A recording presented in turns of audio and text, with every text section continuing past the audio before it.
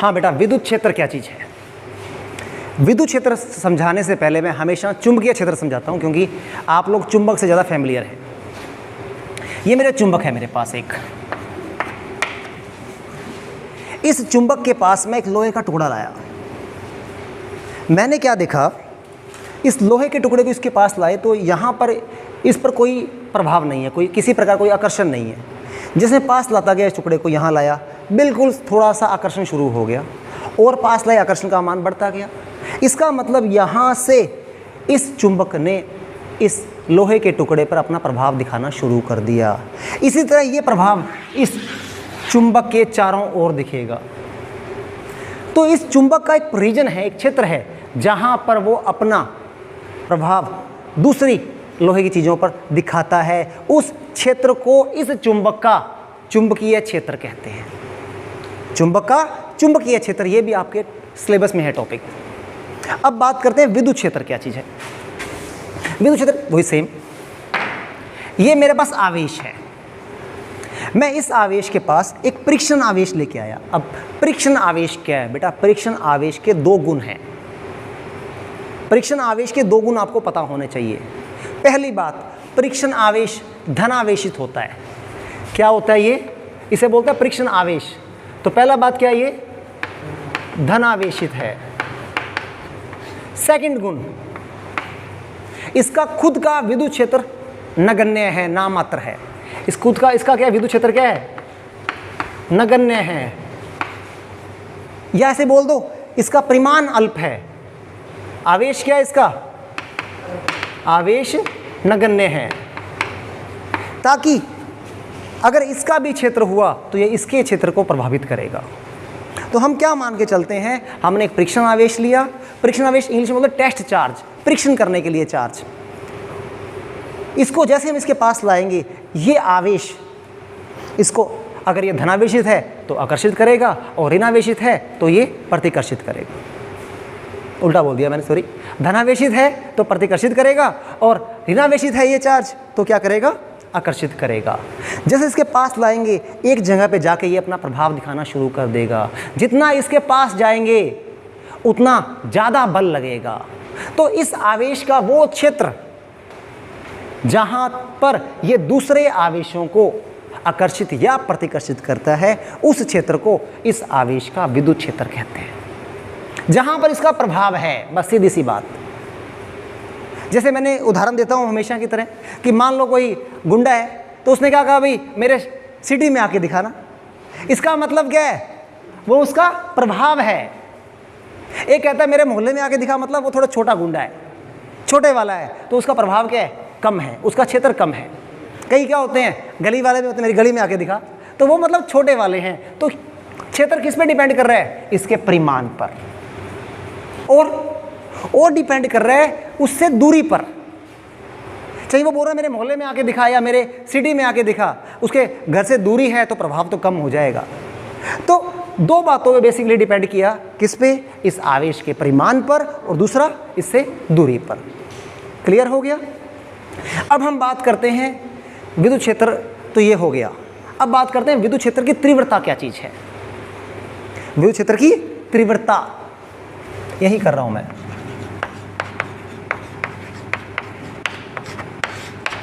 क्या चीज है? हम इस आवेश के पास एक परीक्षण आवेश ले आए, मान लो यहां पर ले आए। अगर ये आवेश धनावेशित है, ऋणावेशित भी हो सकता है। अगर ये धनावेशित है तो क्या करेगा? इसको प्रतिकर्षित करेगा। किस बल से? माना F बल से। Q0 पर आवेश पर लगने वाला बल कितना हो गया? F। किसने लगाया? Capital Q। कैपिटल Q द्वारा Q0 पर। अब कैपिटल Q द्वारा एकांक आवेश होता तो कितना बल लगता? F बटा Q0। F बटा Q0 क्या है? कैपिटल Q इस आवेश द्वारा एकांक आवेश पर जितना बल लगेगा, उस बल को हम क्या बोलेंगे? इस बिंदु पर इस आवेश की विद्युत क्षेत्र की तीव्रता। तीव्रता किसकी है? जिसका विद्युत क्षेत्र है। विद्युत क्षेत्र की तीव्रता ये हमारी क्या है? F/Q0। ये तीव्रता का सूत्र है। यहां पर आपको कई जगह ऐसे मिल जाएगा, लिमिट Q0 टेंड्स टू 0। क्या मतलब है इसका? सिर्फ और सिर्फ इतना मतलब है कि ये आवेश अल्प मान के चलो आप। तो ये क्या हो गई? विद्युत क्षेत्र की तीव्रता हो गई। क्या बताना चाह रहा है कि भाई इस आवेश पर एकांक, इस पोजीशन पर एकांक आवेश है तो कितना बल लगेगा? एकांक आवेश पर लगने वाला बल। क्या विद्युत क्षेत्र की तीव्रता, क्या विद्युत क्षेत्र की, अगर सदिश फॉर्म में लिखूं तो ई आ जाएगा। क्या विद्युत क्षेत्र की तीव्रता Q0 पर निर्भर कर रही है? नहीं कर रही। मैंने यहां पर 2 कूलाम का आवेश एग्जांपल दिया। ये 10 कूलाम का आवेश है, ये 2 कूलाम का आवेश है। दूरी छोड़ दें एक बार हम। इस 2 कूलाम के आवेश पर एग्जांपल 20 न्यूटन बल लग रहा है, तो यहां पर तीव्रता कितनी हो जाएगी? बड़ा सिंपल सा फंडा, क्या? बल कौन सा? जो इस आवेश पर लग रहा है, बटे क्या?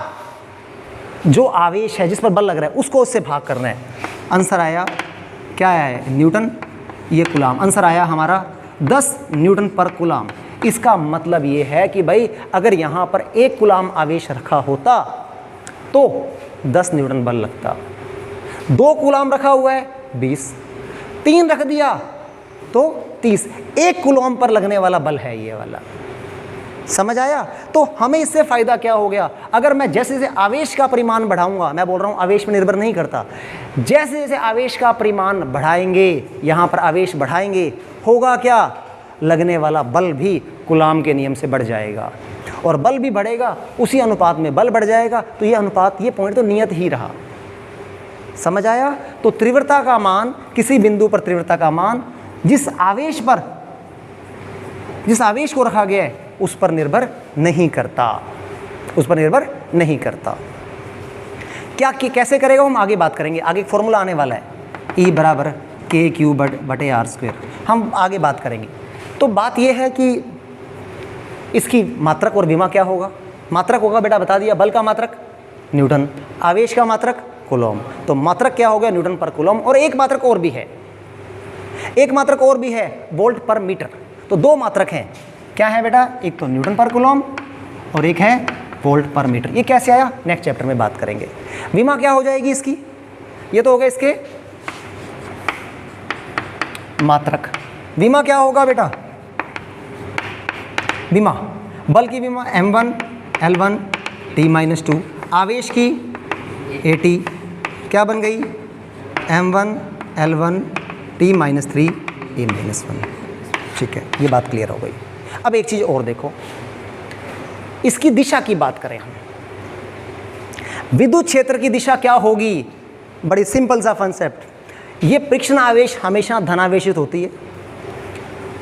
इस फॉर्मूले से जो दिशा बल की है वही दिशा तीव्रता की है। अगर ये आवेश जिसका क्षेत्र है वो धनावेशित है, एक आवेश है, अगर ये धनावेशित है, इसके कारण तीव्रता निकालनी है, तो ये इस Q0 जो कि धनावेशित है उसको क्या करेगा? अगर ये धनावेशित है, यहाँ पर कोई Q0 परीक्षण आवेश रखा हुआ है, इसको क्या करेगा?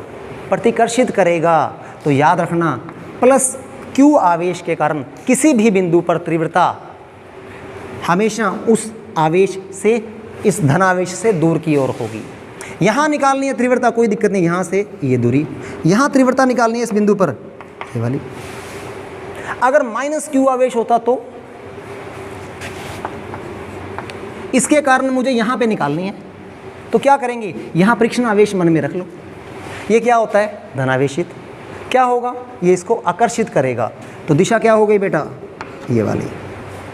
तो ऋणात्मक आवेश के कारण विद्युत क्षेत्र की तीव्रता की दिशा हमेशा ऋणात्मक आवेश की तरफ होती है, और धनात्मक आवेश के कारण उससे दूर की तरफ होती है। एक बात और छोटी सी लास्ट बात और बात करते हैं अपने इसी में, एक बात और कर लेते हैं हम इसमें।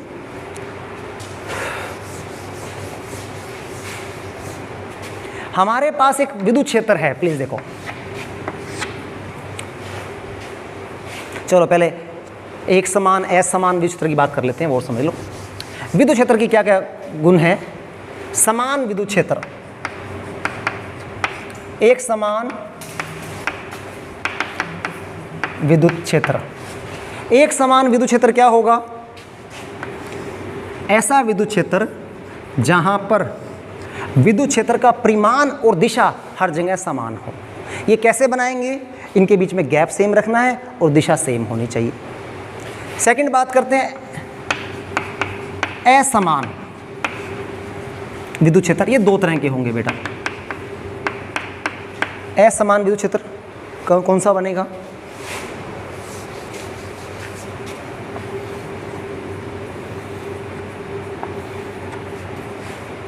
इसमें क्या है? दिशा तो समान है लेकिन परिमाण क्या है? बदल रहा है। जहां गैप ज़्यादा हो रहा है वहां विद्युत क्षेत्र वीक होता है, कम होता है। यहाँ ज़्यादा विद्युत क्षेत्र है, यहाँ कम है, तो असमान हो गया। एक इस तरह भी हो सकता है। कैसे? इस तरह। इसमें क्या है? हमने कोशिश की है गैप समान रखा है लेकिन दिशा क्या है? बदल रही है, तो ये भी असमान विद्युत क्षेत्र है। फिर विद्युत क्षेत्र पर लगने वाला बल, कोई आवेश है। देखो एक चीज और देखो बस आप, ये हमारा एक प्लेट ली हमने, इसको धनावेशित कर दी, इसको ऋणावेशित की। अब विद्युत क्षेत्र कैसे बनेगा? ध्यान देना, ये विद्युत क्षेत्र ऐसे बनेगा, धनावेश से ऋणावेश की तरफ। अगर हमने इस पर कितना विद्युत क्षेत्र है बेटा? E। इस पर कोई छोटा सा प्लस Q आवेश रख दिया ये वाला, और हमसे पूछे कितना बल लगेगा इस E विद्युत क्षेत्र में, प्लस Q आवेश पर कितना बल लगेगा? तो ध्यान देना, सिंपल सी बात है, ये कण कहाँ जाएगा? ये सिरा इसको प्रतिकर्षित करेगा, ये माइनस इसको आकर्षित करेगा, तो ये आवेश किधर जाएगा? विद्युत क्षेत्र की दिशा में ही जाएगा। तो अगर आपसे धनावेश पर बल की बात पूछ ले तो सूत्र याद रखना, Q into E vector. E vector का मतलब क्या है? ई की दिशा में ही बल की दिशा होगी। अगर ऋणावेश है यहाँ पे, ये कोई आवेश है, अब क्या होगा? ये माइनस इसको प्रतिकर्षित करेगा, ये धनावेश आकर्षित करेगा, तो ऋणावेश पर दिशा कैसे होगी? ऋणावेश पर बल की दिशा क्या होगी बेटा? Minus QE। माइनस साइन क्या बता रहे हैं? ऋणावेश पर लगने वाला बल विद्युत क्षेत्र के विपरीत दिशा में लगता है। बल कितना होगा? विद्युत क्षेत्र को जिस आवेश पर विद्युत क्षेत्र निकालना है, बल निकालना है, उन दोनों को गुना कर दो, वो उसका परिमाण निकल जाएगा। दिशा क्या होगी? अगर धनावेशित है तो विद्युत क्षेत्र की दिशा में ही, और ऋणावेशित है तो उसकी विपरीत दिशा में। ओके बेटा, थैंक यू।